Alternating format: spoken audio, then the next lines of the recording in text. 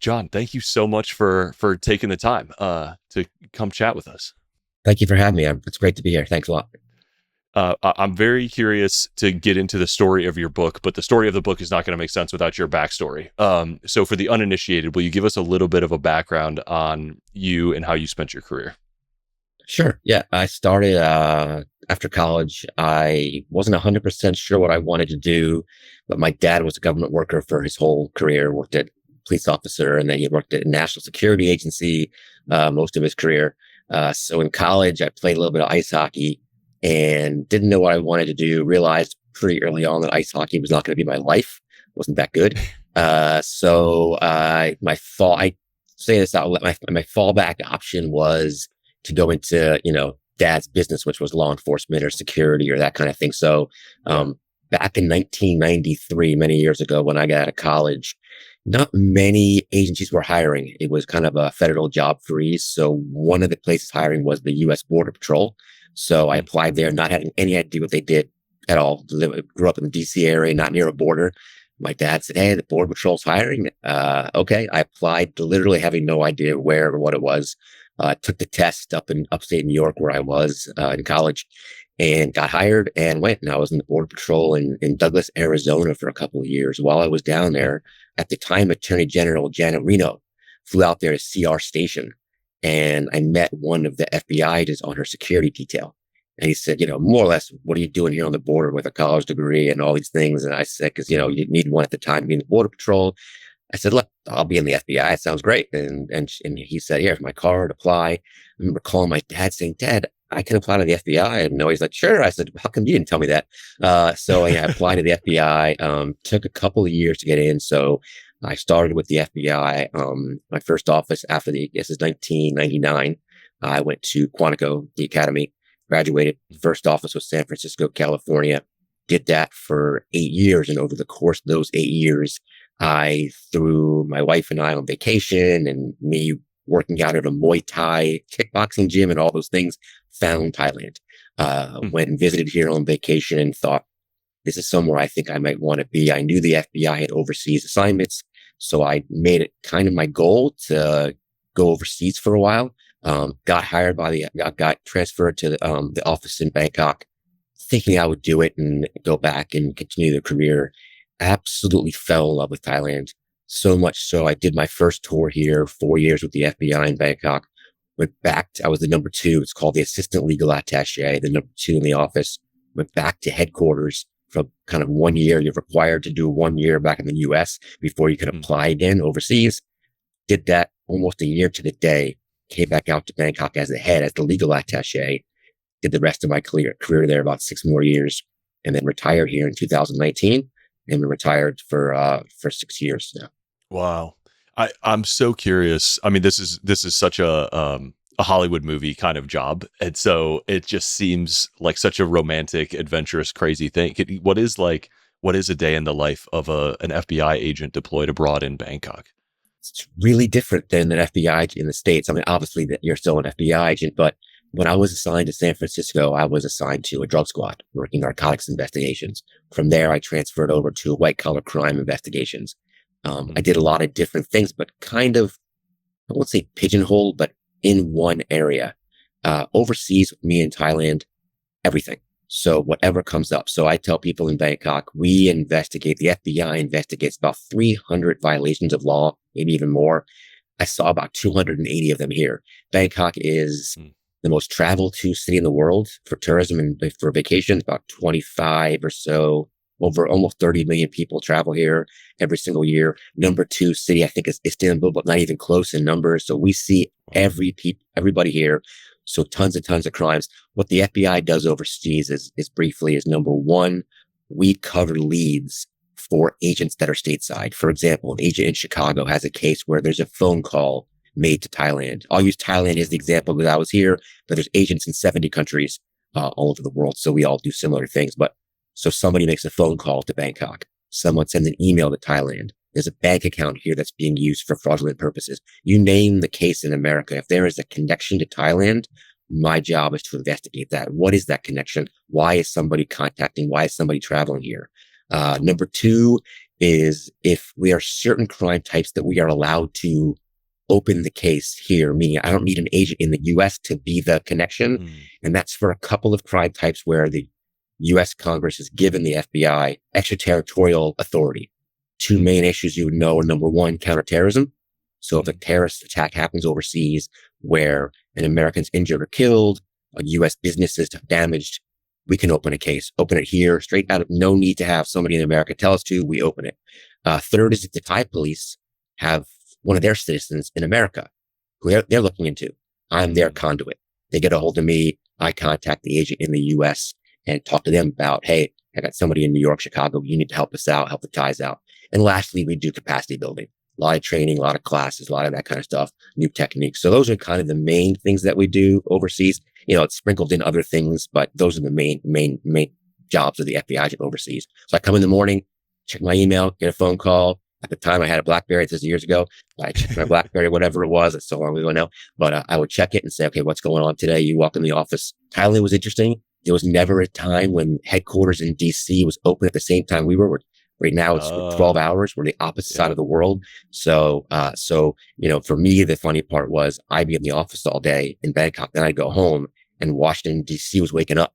So I get a lot of emails. It's a 24/7 job. I get a lot of emails at night saying, hey, what's going on? I need you to do this and this. I'm like, all right, well, it's midnight. Let me do it tomorrow morning. But that would be a lot of those kind of discussions.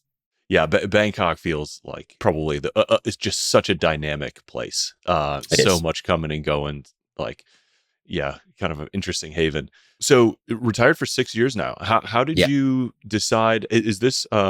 I want to get into like a little bit of the story of the book. Like throughout your whole career, were you sort of making mental notes of like, all right, that's going in my book, that's going in my book, that's going in my book, or are you surprised to find yourself here? I'm surprised by myself here. I'm on that. If there's two sides of the coin, I am on the coin where I'm side of the coin where I am surprised. I being here so long, I was 10 years here when I retired, but last couple of years of my career, I just realized, go to parties and go see friends. I'm an ice hockey player there's ice hockey in Thailand. So I'm in a league here. So just friends all across the board here.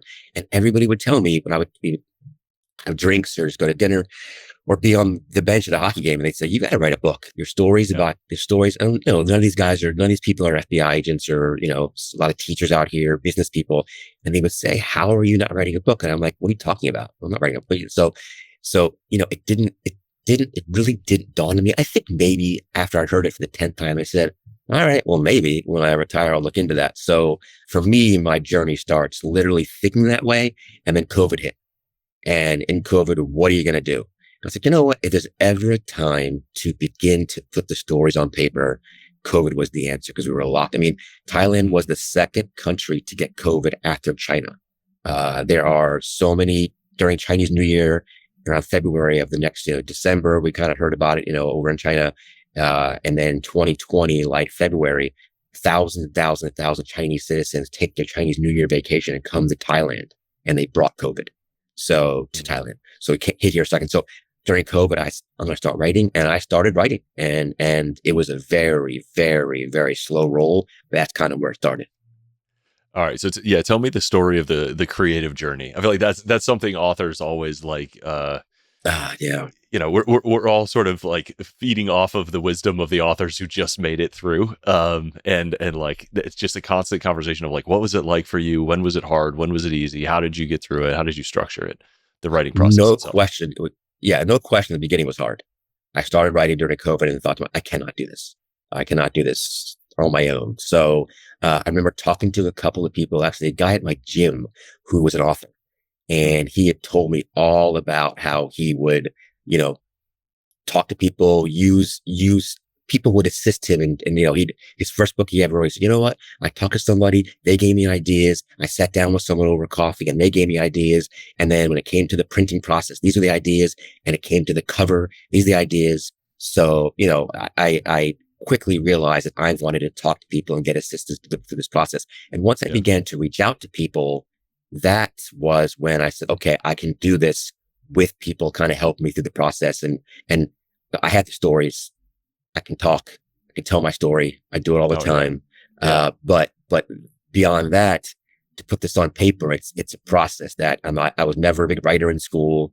So that was kind of, for me, it was the way beginning. Once I got past the first stages of like trepidation and realized what is this process going to entail. Once I got past that, I don't want to say it flew by, but it was so much easier. Mm. What was that groove that like what was the switch that flipped for you? That when did it become easier? When I began to put my stories in order, when I began to realize Mm. the way to do this is to, like, how do you do this? I mean, I remember when I started writing myself with no one around, no talking to nobody. I remember typing and thinking, where is this going to go? I mean, Mm. there's a really big difference between knowing what you want to say and putting it on paper. And I never would have thought that. And to know that, I want this book to be 200 pages or more, So Yeah. how am I going to, you just can't write, this is how, the way you began this conversation with, where did you start? And in the border Yeah. patrol and then the FBI, I kind of began writing it that way and realized this book will be about 30 pages long. Yeah. So, so then I realized, okay, I need to figure out, not with, I mean, the thesis of the book or whatever. For me, I'm not a business writer. It's about my life. It's more of a Yeah. memoir / true crime memoir. So for me, I knew it needed to be structured in a way where, let me show the reader who I am and then get into the cases. And even that, okay, what does that mean, get into the cases? So I learned the process that I'm going to write. And for my book, for example, it was, I have a case about counterterrorism. I have a case about fugitives. I have a case on white collar crime. How do I tell those? And I figured out, working with people, the answer should be, hey, tell the people, what does the FBI do on white collar crime? And then discuss what you did on white collar crime. Then say, what does the FBI do on counterterrorism overseas? And oh, by the way, here's an example. And once I kind of had that structure, then it was really so much. But then I realized, you know what? I may actually finish this book. It's good. Way to stick it out.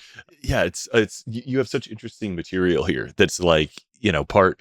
I find some of the most interesting books don't neatly fit a box of like, oh, it's a memoir, oh, it's a how to, whatever. And so combining like if you like true crime, you will love like a memoir by somebody who lived a true crime lifestyle, who has all this like array of stories from decades of experience and people that they gathered in firsthand. Like, there's just no substitute for that kind of like that realism. I think and like the personal attachment to the author, like, it's just fascinating.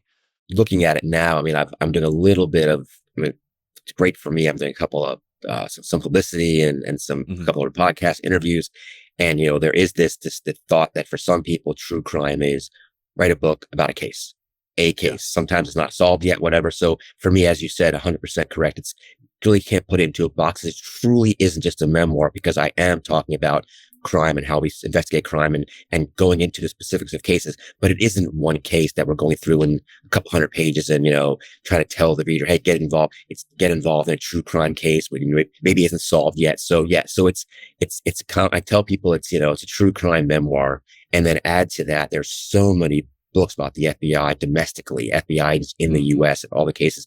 So the light has never been, infrequently do they shine a light on the FBI overseas. For the most part, people say, wait a minute, the FBI is overseas? I didn't know that. And that's Americans, let alone the Yeah. expats from all over the world here who I'm friends with and I meet. Because, wait, I don't understand. How are you? And actually tonight, before I did this call, I was at a dinner and some American citizen said, wait, no, you said you're FBI. I don't understand. Like, he's American. I'm like, yeah, Yeah. but we don't have FBI in Thailand. I said, you do. And he's an American guy. So, like, I mean, even to this day, I'm still almost daily, I'm telling people, no. So there was the reasons I wrote this book. The number one reason really was, I think, even before telling my stories, is that I wanted to shine a positive light on the FBI overseas and show the world, Americans, everybody, it's 14,000 agents in the FBI, only about 200 overseas. Very small, but Wow. we cover 180 countries and 70 different offices. And it's such a massive group that no one knows exists. So that was one of the main reasons I wrote the book. That's really wild. Yeah, very interesting. I don't want you to give everything away, but like, No, what go is ahead. one of the tentpole stories? Like, give us a teaser of one of Sure. these kind of. Yeah, everyone asks me my favorite case, and it's always difficult because you get excited about it and realize, there's somebody died in this case. So shouldn't get excited and happy about it. I'm not just, for me, the excitement of a case.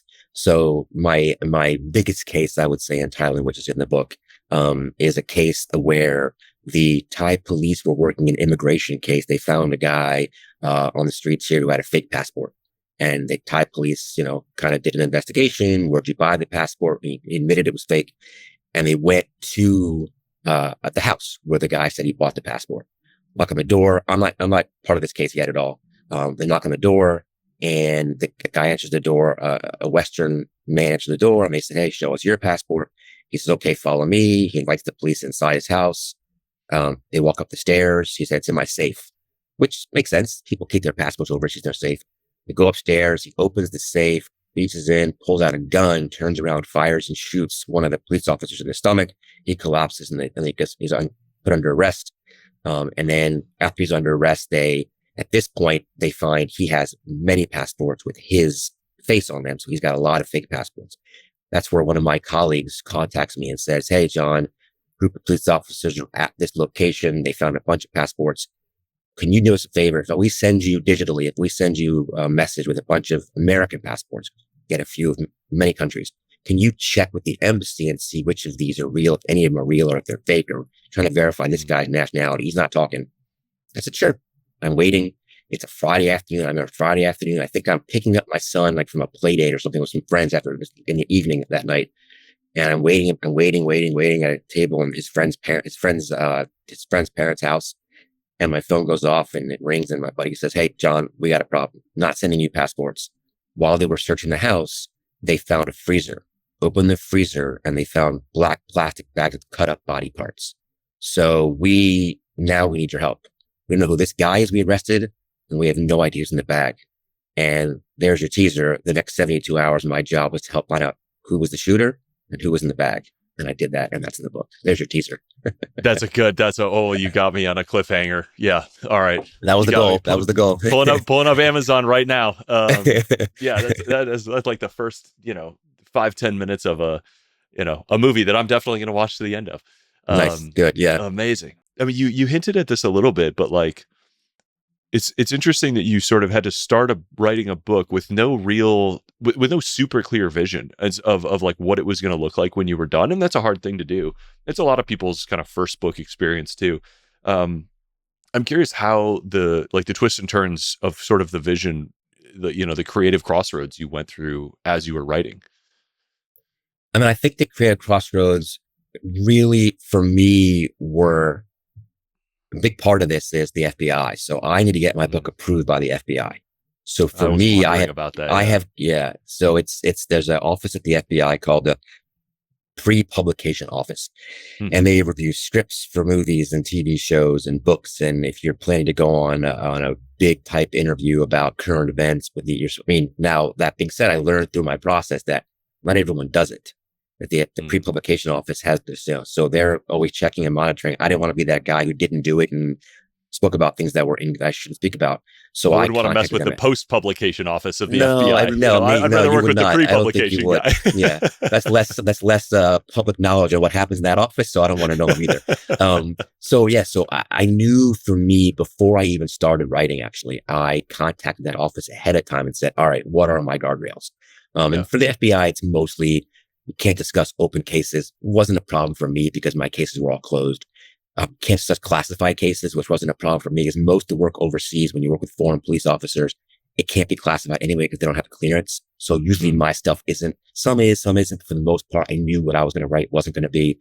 So sources and methods is the big third thing. You're talking about sources or methods of investigating that aren't public knowledge, which, I don't, at the time, you don't really, once you're in it for, 20 years in your job, you don't really know. You forget nowadays. What do we know?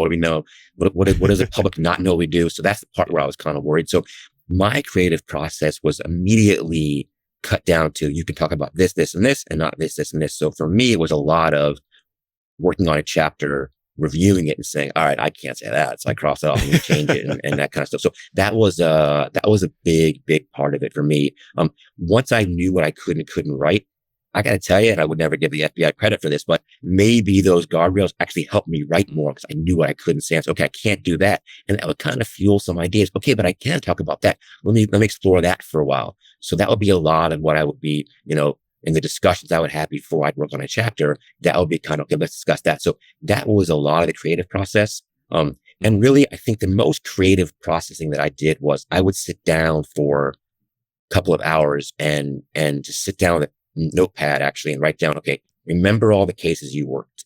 Because remember, I'd been retired.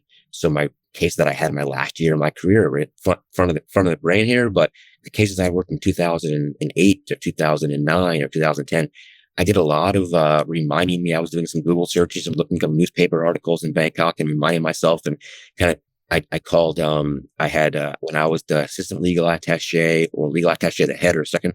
I remember the people I worked with, and I would actually text them and say, "Hey, I'm working on a book. What do we do on this again?" And they would remind me. So I do a lot of reminding myself what I did, because it's even though it is my memoir, even though it's kind of I have a little bit of creative license, I can't get it wrong. Not Yeah. because not because you, Eric, would know my story or someone else would, but there's some FBI agent who knows a story who, if I didn't get it right, is going to call me and say, "Dude, you got that all wrong." So I can't. So I had a lot of that too. I had a lot of fear that even though maybe 20 people in the world know my stories because they were part of it also, they're going to be the critics who are going to say, "Look, FBI guy, you wrote a book, make sure you do it right." So those are kind of the things that I needed to remind myself. So that helped on the process.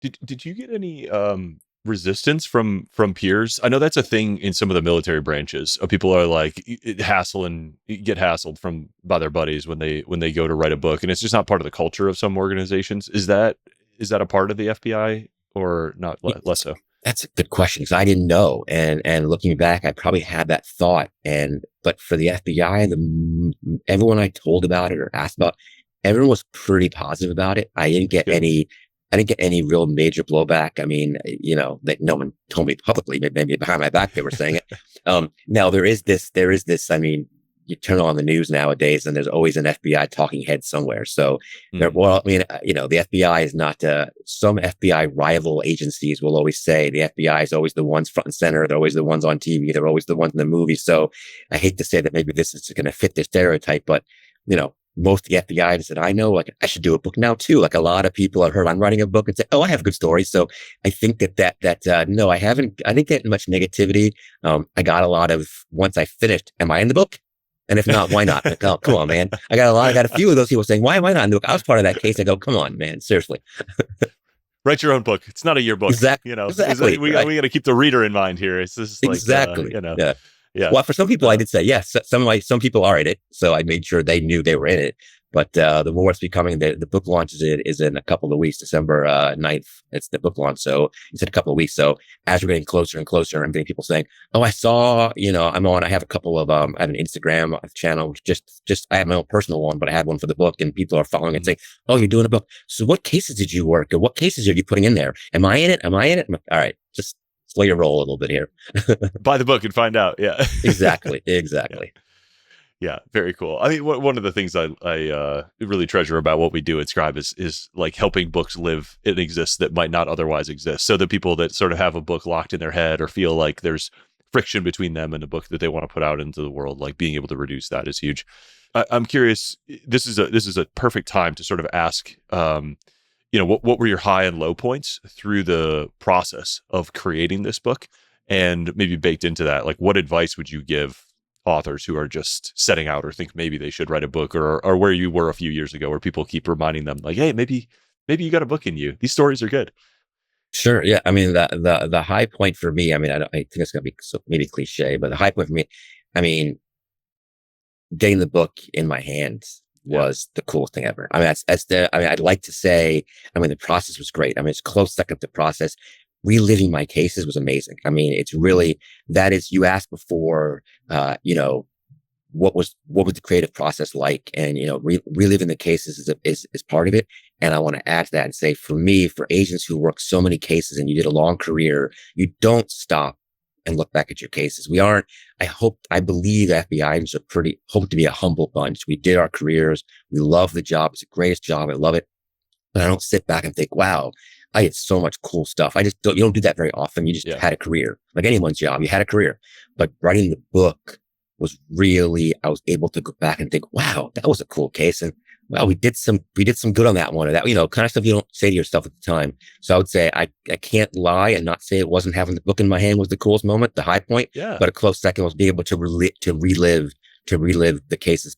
I mean, low point, for me, the low point was literally the start when I decided I want to write a book and I realized, wait a minute, this is harder than I thought it was going to be. But so the advice really has to be for people, I know you have a lot of writers on here who are writers, who are actual writers, who that's their, and they went to Scribe for great reasons, because Scribe's been nothing but good to me. But I'm not a writer. So for me, I would advise to be, if you're a new writer and you haven't written a book before, getting that to start. Because I said before COVID, I said, you know what, maybe I'll try, maybe back in your mind, but you don't know where to start. The answer is just start. If it means to you personally, starting to just sit in front of a computer and write down some stories and get a skeleton of a book or something, an outline, whatever it means. And if you're going to reach out to Scribe later on, or you're going to reach out to Scribe from the beginning, but my opinion is get something down on what you want the book to be about. Put down some ideas. The most basic thing. I mean, for me, it was an outline of 10 bullet points of the cases I worked. These are the cases I want to cover. And that's it. And then from there, it's so much easier when you have a structure, because for me, it's so daunting to say I'm going to write a book and not have no bones for the book yet, but get some bones on paper and go from there. Yeah. You made a couple great points in there. Like momentum counts for a lot. And just find a way to never face the blank page, whether it's talking to somebody and turning that transcript, those notes from that conversation, or whether it's starting with an outline or a bullet point list. Just like, if you can turn writing a book into a game of fill in the blank, it's actually really fun and engaging, and like you have momentum the whole time, and it's you kind of avoid that like existential dread of like, oh my God, what is this thing? I'm disoriented, I'm lost in space, what am I doing? So huge credit to you for essentially doing that on your own. Like, a lot of people need help and coaching to kind of figure that out. And, you and COVID just just intuited your way there. Yeah. I mean, I think that for people who are thinking about, I mean, I've since I started the book, and now since I've, pretty much finished, I have met people now who do from all walks of life. And they'll start talking. I'll say, you know what you should do? You should write a book. Cause I'm such a fan of doing it. Look, I'm not going to tell you that every single person I walk in front of should write a book, but I've met people who are in different professions, and I find myself, actually my wife keeps making fun of me, saying, how come everyone should write a book? I'm like, I don't tell everybody, but if I hear someone's story, I'm like, you know what? You have a story, and people want to hear it. And if people don't want to hear it, you like what you do, you have passion for what you do. So for whatever line of work you do or whatever you do in your life, if you're interested, if something you've ever thought about, if you've never thought about it, I can be the poster child saying, I am the last person that most people would say we're going to write a book. Most people, from my college professors to my mom, I'm the last person they would say write a book. So, I mean, if there's a twinkle anywhere in your mind in your eye that you want to write a book, do it, because I did it. And, once again, it could be cliche, but if I can do it, trust me, anybody can do it. Yeah, I love your story too, because it's you clearly found the process very rewarding itself, which a lot of authors do. Even it's hard, and different people find it harrowing at different times, or uncertain. You're facing a lot of uncertainty, and the translation between what is in your head and what you can get out on the paper is sometimes hard. But it's also, I've heard so many authors say that they felt that sense of reward to zoom out and reflect and give back, that you're sort of talking about having, of like revisiting all these things that you didn't take the time to appreciate in the moment. Yeah. And to add to all that, something that I can tell you now, probably because of Scribe and how great an experience it was for me, I am crazily thinking about writing a second book. So, and that is, if I can give a testament to Scribe, there's no way, if the process wasn't anything but great, that I would say I want to do this again.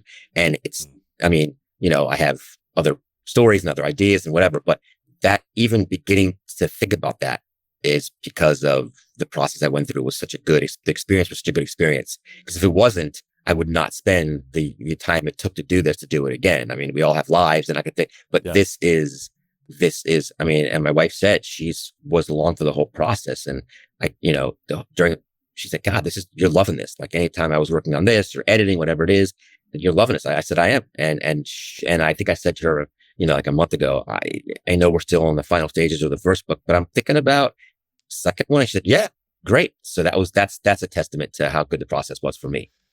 That's awesome. I'm sitting here as part of Scribe talking to you about this, because I had the same experience, 5-6 years ago, writing my first book, and being like, once you kind of make it through that maze and you find that it's fun to go through, and you have this like good experience of both, like the process of creating and the outcome of having created are both enjoyable. And you're like, wow, that Yeah, I do have a lot of ideas. My list of book ideas grows way faster than my ability to produce books. But yeah, I can definitely relate to that. And I'm so glad that we were able to facilitate that. Did you know from the beginning how you wanted to publish this? What was your sort of decision around like how to get this book out into the world? I mean, I didn't have, I mean, as newbies go, from the people you've spoken to, I am the newbie of the newbies. I didn't know what that even meant. Yeah. I didn't know when I finished, before I even started, if I'm going to go down this path. And then I sit down looking at my computer and I have a book on there. What do I do next? So it was somebody who had used a service similar to Scribe, in Asia. And he's the Mm, one who told me, you know what, do some research, find the company that can assist you in this or the people that can assist you in this. So for me, and it's one of those ones where I don't know if this is good or bad for you, but I Googled and yeah, we'll take it. I did. I Googled, as basic as it gets. I Googled and I came across a few. And then first thing I did was I interviewed from my side. I made a few phone calls and spoke to people at different Mm, companies, and from what I'd heard and what I was told I'm in Thailand, they're all in the US. So on my Zoom calls with them, I pretty quickly, chose Scribe just because of what I heard and the process. And, it's possible that the other place had the same process, but the way Scribe explains it, and I think if I remember correctly, like in the contract with Scribe or the paperwork, it says, we make this easy for you to understand. And they do. We're talking to you like you have no idea what you're doing. And I'm like, great, because I don't. So that's good. So it really, really gets you. And I want to say that other places were a little bit, and they might not have wanted to be ambiguous or what you're going to do, but I knew with Scribe what I was getting into, what the plan was, how it's going to work. So for me, it was once I just chose Scribe, then the Scribe process of interviewing people was, that was just, it was all great. But that's like the genesis of it all was the Google searches. That's awesome. And I hadn't considered it before even asking the question, but like, if you're passing an FBI agent's due diligence, then you're doing something right. Because your approach is not like, I don't care what you say. I'm going to find my sources. I'm going to do my research. I'm going to like Oh, get I the did. background. Oh, I did. Yeah. That was, yes, I definitely did. That was a part of the process for me, was doing yeah, that's right. Sometimes being an FBI is a pain because you just don't stop yourself from keeping, at some point you got to just stop, but I'm not there yet. Lovely. Awesome. Well, anything else that is like top of mind for you? I'm so thrilled that you're here after years of work and years of writing and the many more years of service, which I thank you for. And I'm so glad that this book is getting out into the world and that we were able to be a part of facilitating it. Yeah, I mean, thank you. This is great. Definitely, like even just this talking to you is just kind of I keep thinking I'm at the culmination of the book, and then I talk to you, and okay, this is maybe talking to Eric. That's maybe a culmination of the book as well. So it's great. I mean, I hope people read it. I hope people like it. I hope it does what I wanted it to do, which is kind of show the FBI in a good light. I hope the FBI people that read it and like it.